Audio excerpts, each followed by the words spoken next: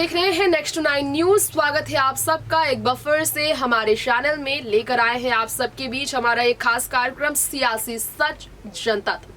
ये सियासत की बात जो हम आप सबके बीच हमारे इस खास कार्यक्रम में करते हैं। आज ये सियासत की बात होगी मध्य प्रदेश के बारे में।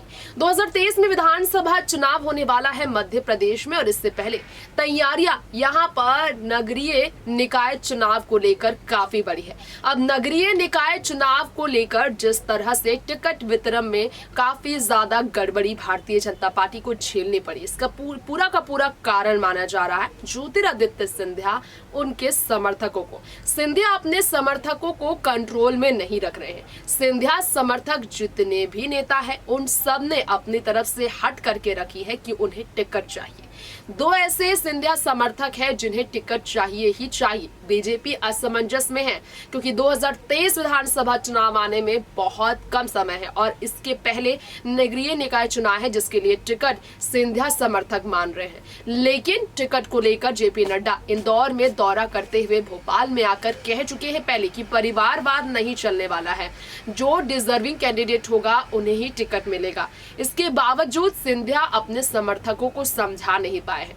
तो नरेंद्र सिंह तोमर और नरोत्तम मिश्रा यहाँ पर विधायक और गृह मंत्री दोनों एक साथ गुपचुप मिलकर सिंधिया समर्थकों के खिलाफ क्या प्लानिंग कर रहे हैं, क्या प्लानिंग प्लॉटिंग कर रहे हैं, इस पर भी चर्चा कुछ दिन पहले हुई। क्योंकि नरेंद्र सिंह तोमर विधायक है जिन्हें ज्योतिरादित्य सिंधिया को बीते लोकसभा चुनाव के दौरान 2019 में हराते देखा गया।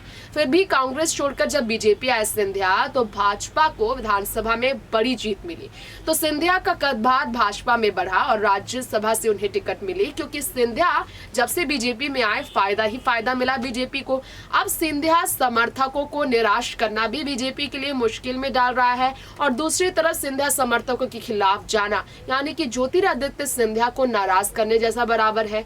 तो हालात काफी बिगड़े हैं मध्य प्रदेश में भाजपा की अंदरूनी कलह की वजह से। इसी पर वो कौन कौन से हैं समर्थक जो कि सिंधिया और बीजेपी के बीच दूरियां पैदा कर रहे हैं। क्या वजह है कि सिंधिया को लेकर जो विश्वास था, जो गुमान था, जो कहीं ना कहीं अहंकार था भाजपा को, वो टूटता हुआ नजर आ रहा है उनके समर्थकों के कारण। ये जानने के लिए हमारे खास रिपोर्ट की तरफ बढ़ते हैं और पूरा मामला जानते हैं। सियासत क्या है मध्य प्रदेश के इस वक्त चुनाव को लेकर, देखिए special report. Bharatiya Janata party की अगर बात की जाए तो मध्य प्रदेश में अगले साल विधानसभा चुनाव है और इससे पहले राज्यसभा चुनाव को लेकर, लोकसभा उपचुनाव को लेकर और पंचायत चुनाव को लेकर कई मुश्किलें बीजेपी के लिए आई। यहाँ आपको बताना चाहेंगे कांग्रेस ने भारतीय जनता पार्टी को सलाह दी कि वो खुद को कैडर बेस पार्टी कहना बंद करे। ऐसे में अपना नाम समझौता बेस पार्टी रख ले, ये भी कांग्रेस ने कहा। क्यों, किस वजह से आप जाने।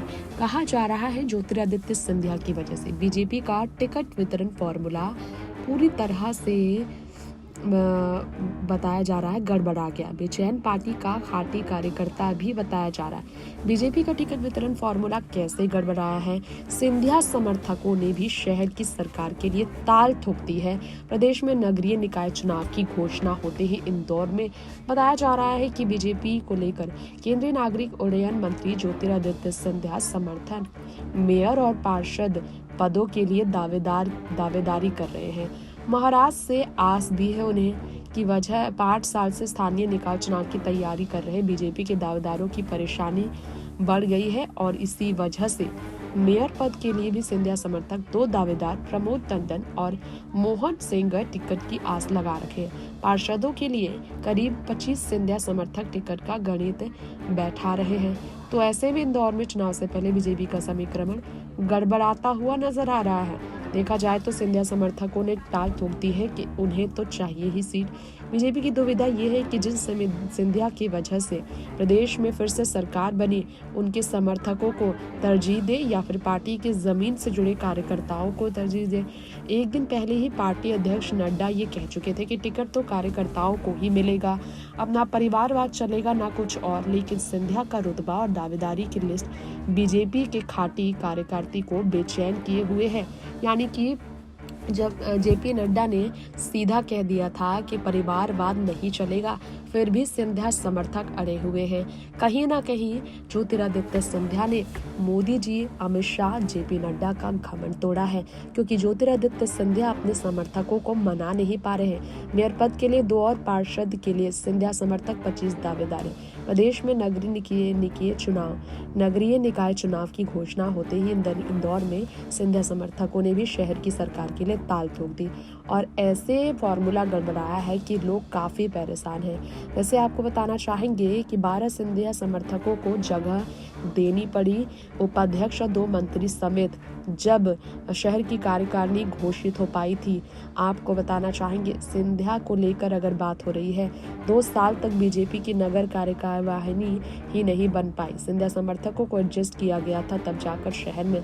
अब नगरीय निकाय चुनाव में मेयर पद के लिए भी सिंधिया समर्थक 2 दावेदार के लिए सामने आकर बैठे हैं। अब ऐसे में सवाल ये है कि बीजेपी के जमीनी नेताओं की बेचैनी कैसे कम की जाए। तो कहीं ना कहीं बीजेपी के लिए मुश्किलें ज्योतिरादित्य सिंधिया खड़े कर रहे हैं। मोदी जी, अमित शाह के लिए 2024 के लिए भी मुश्किलें ज्योतिरादित्य सिंधिया इस तरह से खड़े कर रहे हैं। तभी तो कांग्रेस चुटकी ले रही है। कांग्रेस प्रवक्ता नीलाभ शुक्ला का कहना है कि सिंधिया को एक समझौते के तहत बीजेपी में लाया गया है, इसलिए बीजेपी को उनकी शर्तों को मानना ही पड़ेगा।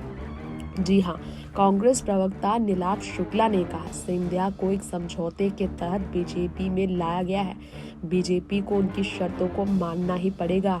भाजपा अगर शर्त नहीं मानती है तो भाजपा को सिंधिया छोड़ देंगे, क्योंकि इससे पहले जब मध्य प्रदेश में कांग्रेस की सत्ता थी तो सिंधिया कांग्रेस के साथ थे। पूर्व मुख्यमंत्री दिग्विजय सिंह ने भी कहा कि वो बहुत बड़े धोखेबाज हैं, जो पार्टी सत्ता में होती है उधर ही जाते हैं।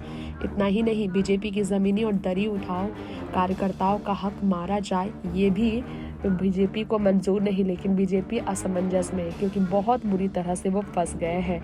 इतना ही नहीं, बीजेपी संगठन में सिंधिया के लोगों को जगह देनी पड़ी थी पहले भी, अब नगर निकाय में टिकट देने पड़ेंगे तो बाकी लोग विरोध पर आएंगे।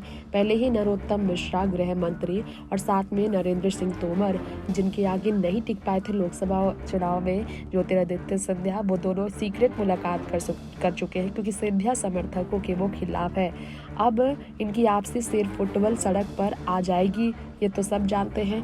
टिकट ना दिए गए तो ऐसे में बीजेपी अपने आप को कैडर बेस्ड पार्टी कहना बंद करे, अपना नाम समझौता बेस्ड पार्टी रख ले, ये कहना है कांग्रेसों का। कांग्रेस पार्टी ने इस तरह से आवाज उठाई है। साथ ही साथ आपको बताना चाहेंगे, मेयर पद के लिए विधायक रमेश मिंदाला, पूर्व विधायक गोपी कृष्ण नेमा, सुदर्शन गुप्ता के अलावा टीनू जैन, पुष्यमित्र भार्गव और गौरव रणदीवे जैसे युवाओं ने भी नाम सामने लाकर रखे हैं। तो ऐसे में सिंधिया समर्थक और विधायक का चुनाव लड़ चुके मोहन सेंगर और प्रमोद टंडन की दावेदारी ने पार्टी को बहुत बड़ा संकट में डाला है। बीजेपी प्रवक्ता उमेश शर्मा ने भी इस पर कहा, कांग्रेस छोड़कर आए ज्योतिरादित्य सिंधिया आज बीजेपी परिवार के अंग है, उन्हें अलग करके नहीं देखना चाहिए। बीजेपी संगठन एक ऐसा समंदर है जिसमें जितनी भी नदियां आकर मिल जाती है वो समंदर आकार ले लेती है। बीजेपी संगठन के सागर से एक बूंद भी अलग ही ना बीजेपी किसी को अलग करके विशिष्ट करती है। नागरिक निकाय में योग्य उम्मीदवार को ही टिकट दिया जाएगा, उसका मापदंड ये नहीं होगा कि सिंधिया का आदमी है या किसी और का, ये भी बीजेपी का कहना है। बीजेपी इंदौर के लिए गढ़ है और ऐसे में बीजेपी सांसद पद पर करीब 35 साल से और महापौर पद से 22 साल से काबिज है। यहाँ बीजेपी के टिकट को लेकर मारामारी कहीं ना कहीं बीजेपी को कमजोर भी कर सकती है। नेक्स्ट 9 न्यूज़ से रिपोर्ट।